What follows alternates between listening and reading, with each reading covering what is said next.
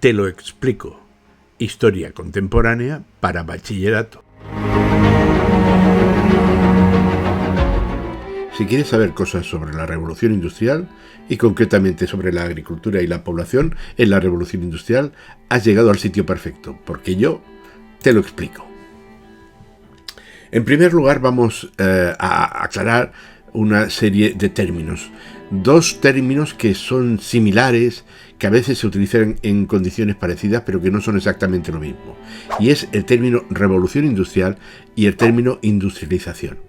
El término revolución industrial lo utilizamos normalmente cuando nos referimos a Inglaterra, a lo que pasó en el siglo XVIII-XIX en Inglaterra, porque entendemos como revolución un cambio fundamental en la estructura de la sociedad, es decir, una sociedad que pasó de ser una sociedad fundamentalmente agrícola, mayoritariamente agrícola, para pasar a una sociedad de sector secundario, de sector industrial. Y le llamamos revolución porque Inglaterra fue el primer país que hizo esto. En los demás países se copiaron, se imitaron sistemas que se habían aplicado en Inglaterra, y por eso hablamos de los demás países, de Francia, de Inglaterra, de Alemania, de procesos de industrialización. E incluso va a haber muchos de estos procesos que van a llegar prácticamente hasta el siglo XX. Vamos a ver de qué punto partimos. Partimos de las sociedades preindustriales, es decir, las que eran fundamentalmente agrícolas, y nos movemos fundamentalmente en el antiguo régimen. Vamos a recordar un poco cómo funcionaba. Básicamente estamos en una sociedad estábamos en una sociedad de agricultura de subsistencia. ¿Y qué características tenía esa sociedad? Pues que tenía un estancamiento económico, porque era una agricultura que no daba muchas veces ni para comer. Por lo tanto, ese estancamiento económico llevaba y conllevaba un estancamiento demográfico, porque crecía la población, pero luego moría mucha población y se volvía a estancar. Lógicamente, otra de las características es que la industria es la industria artesana, de una industria de muy poca producción, y lógicamente, si hay muy poca producción, hay escaso comercio en las sociedades del antiguo régimen. Este es el punto del que partimos, y vamos a ver cómo vamos a cambiar eso. Hay que decir que desde mediados del siglo XVIII, Inglaterra protagonizó un proceso de concentración industrial de fábricas sin precedentes.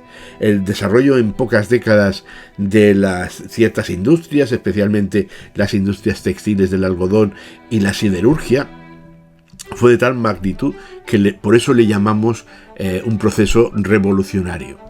Un proceso que cambió, afectó a todos los sectores de la sociedad de una manera u otra. Cambió la manera de funcionar de la población, de la agricultura, de la producción de manufacturas, de la banca, del comercio, de los transportes, no quiero ni mencionarlo. Es decir, que cambió la fisonomía, no solamente material, sino también filosófica, política de la sociedad. Aunque estos cambios se iniciaron en el Reino Unido, se fueron afectando y expandiéndose por todos otros países de Europa primero y después del mundo. Es, uno de los cambios fundamentales que produce esta situación es que el gran mercado que se va a producir, porque ya los productos no serán para consumo propio, sino para vender, no serán para consumo cercano, sino para vender a otras partes del mundo. Se va a crear un mercado mundial, mercado cuyos, clientes, proveedores y productos se reparten por todo el mundo.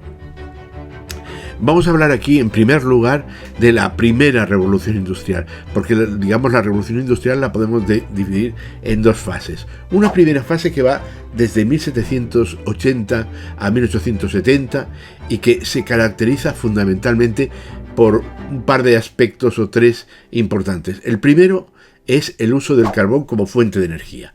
Es decir, las primeras fábricas se van a utilizar, en esas fábricas se van a utilizar primero carbón vegetal, después carbón mineral. Y va a ser así para, utilizar la máquina por excelencia que provee la primera revolución industrial, que es la máquina de vapor. Las fábricas se van a mover a partir de máquinas de vapor, y la fábrica va a ser el símbolo del nuevo maquinismo de la nueva civilización. Y las industrias que empiezan primeras de todos en este periodo es la industria del algodón. Es dentro del textil, el algodón. ¿Por qué? Pues porque veremos que es fácil de manejar, es más dúctil que la lana, y no se necesita una gran inversión de capital para crear fábricas y manufacturas de algodón. Posteriormente se produjo una nueva fase, un cambio económico, la que hemos llamado la Segunda Revolución Industrial. Es una revolución industrial que empieza en 1870, que prácticamente llega hasta el siglo XX. La energía fundamental de esta fase no va a ser ya el carbón, sino que va a ser la electricidad y el petróleo. Y la máquina que va a dominar en casi todos los aspectos va a ser el motor de explosión, como símbolos de esa nueva transformación del capitalismo.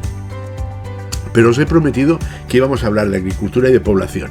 Vamos a empezar hablando de demografía. La población inglesa se triplicó en medio siglo aproximadamente. De los 5 millones de habitantes que tenían en 1701, se pasó a los 17,9 millones de habitantes en 1851. Es decir, fijaros que en un siglo y medio prácticamente se multiplica por 5. Además, el crecimiento demográfico hay que entenderlo, ya lo vimos cuando explicamos la población del antiguo régimen, que se debe a dos factores fundamentales. Solo se aumenta la población porque aumenta la natalidad y disminuye la mortalidad. Estas son las dos causas fundamentales del crecimiento demográfico. ¿Cuál es, hablando de natalidad? ¿Por qué aumentó la natalidad? Pues porque el desarrollo económico llevó sobre todo a un adelanto de los matrimonios. La gente no tenía una necesidad, una mala situación económica, y se podía casar antes, y por lo tanto, como no había muchos métodos anticonceptivos, cuanto antes se casaban, más hijos tenían. Si además había una mejor alimentación, eso permitía que la sociedad, se murieran menos niños en esas épocas. ¿Y qué pasa con la mortalidad? Pues sobre todo a partir de 1760 se inició una reducción de la mortalidad por dos causas fundamentales. Una más que otra. La primera y más importante es que mejoró la dieta. La mortalidad estaba muy relacionada con las enfermedades y con el hambre. Es decir, cuando tienes hambre, tu cuerpo tiene muy pocas defensas, y por lo tanto esas situaciones llevan a enfermedades, epidemias y gran mortalidad. Las mejoras en la agricultura que produjeron cambios para producir más variado y mejor, eso posibilitó una bajada de la mortalidad. Y otro aspecto a tener en cuenta fueron los avances en la medicina, como la vacuna contra la viruela, las condiciones higiénicas mejoraron, la ropa interior, la potabilización del agua también. Pero esta segunda os he dicho que es menos importante, porque ¿quién podía acceder a la medicina en esta época de la que estamos hablando? Muy poca gente. Las clases más adineradas eran los que tenían disposición del médico. Las demás, la mayoría de la gente, no tenía acceso a la medicina. En la segunda mitad del siglo XIX se produjo el descenso de la natalidad, porque claro, cuando la gente se dio cuenta de que no se le morían tanta gente, tantos niños, empezaron a bajar, los hijos que tenían. Entre otras cosas porque durante el siglo XIX empezaron a prohibir el trabajo infantil, porque antes los niños se decía que venían con un pan debajo del brazo, es decir, que a los 3-4 años se ponían a trabajar. Eso también impidió que la gente tuviera tantos hijos, porque no podía mantenerlos. Y sobre todo el hecho de que no se morían tanto, pues empezaron a pensarse cómo podía bajarse esa mentalidad. Ese cambio de tendencia permitió el crecimiento demográfico sin precedentes. Hemos visto las gráficas en el crecimiento de la población mundial, que son espectaculares.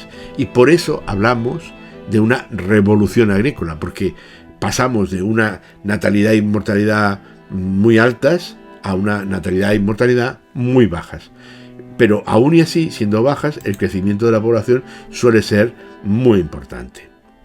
Vamos al segundo apartado, que es el apartado de la agricultura. El sector agrario contribuyó de forma decisiva a la industrialización. Es más, yo creo que no podríamos explicar la revolución industrial si no entendemos que antes de una revolución industrial se tiene que producir una revolución agrícola. La llamada revolución agrícola se inició a principios del siglo XVIII con las leyes de cercamientos, de poner vallas al campo en Inglaterra, los llamados Enclosures Acts, y la introducción de novedades técnicas. ¿Por qué tan importantes estos cercamientos? Porque las tierras en el antiguo régimen muchas veces habían tierras comunales, tierras que se cultivaban, aunque eran de diversos propietarios, se cultivaban todos a la vez, porque había muy pocas máquinas para trabajar, y digamos en un sitio se sembraba el trigo, con el mismo arado se sembraba el trigo de varios propietarios. Eso, para experimentar, para mejorar, era imposible. Los capitalistas de la agricultura lo que tuvieron claro es que tenían que cerrar la tierra para que el ganado no se comiera su cultivo, y porque además podían dedicar pequeñas porciones de tierras a experimentar, a ver qué cultivos podían ser más rentables. Por eso la concentración de la tierra en manos de una burguesía agrícola fue importante. También fue decisiva la aparición de esos nuevos empresarios. Por primera vez en la agricultura había gente que pensaba en la producción, en la productividad, etcétera, etcétera. Ese proceso experimentó un notable incremento a partir de 1760 y se prolongó hasta 1860. La concentración de la propiedad de la tierra en pocas manos permitió la experimentación en la agricultura. Pero vamos a ver, fijaros, os voy a poner aquí un gráfico para que veáis de dónde partimos. Si no, no es fácil entender este proceso. En el antiguo régimen se utilizaba mucho, pasaba mucho esto que llamamos aquí en el cuadro ley de rendimientos decrecientes. Es decir, yo tengo un trozo de tierra y lo voy cultivando una vez y otra vez y otra vez, y pasa esto que vais a ver ahora. Es decir, el primer año en una parcela saco 100 kilos de trigo, el segundo año saco 90, el tercer año saco 80, el cuarto año saco 70, el quinto saco 60, y así sucesivamente hasta llegar a prácticamente nada. Por eso, recordáis que cuando hablamos de la agricultura del antiguo régimen explicamos que los campesinos se veían obligados a ir cambiando de parcelas, porque las parcelas cada vez daban menos. ¿Qué sucedía con este sistema? Que yo cultivaba toda la tierra, pero cada vez tenía menos, y se producía el agotamiento de la tierra. De alguna manera el cultivo le iba chupando la energía a la tierra y cada vez tenían menos rendimiento. Entonces, visto esto, que es el punto de partida del antiguo régimen, ¿cómo va a evolucionar, digamos, la rotación de cultivos? La clave va a ser la rotación de cultivos. El primer cuadro que os voy a poner aquí es este de los rendimientos decrecientes, es decir, cómo se cultivaba en el antiguo régimen. Fijaros, el círculo representa una parcela y se cultivaba toda la parcela y era el 100% cultivado. Lógicamente el 100% cultivado daba el 100%, toda la parcela daba fruto, pero con el inconveniente que os he dicho de cada vez daba menos. Como eso no era sostenible, durante el antiguo régimen empezó la rotación bienal. ¿En qué consistía la rotación bienal? Si la tierra se agota, voy a dejar parte de la tierra sin cultivar para que un año cultive en una parte de la tierra y otro año cultive otro. Por ejemplo, la mitad de la tierra la pongo de cultivar trigo y la otra mitad de tierra la pongo en barbecho. Barbecho quiere decir que no se cultiva nada, se deja descansar la tierra. Aquí ganábamos producción porque digamos, la tierra se cultivaba cada zona, eso iba rotando cada 2 años, no cada año.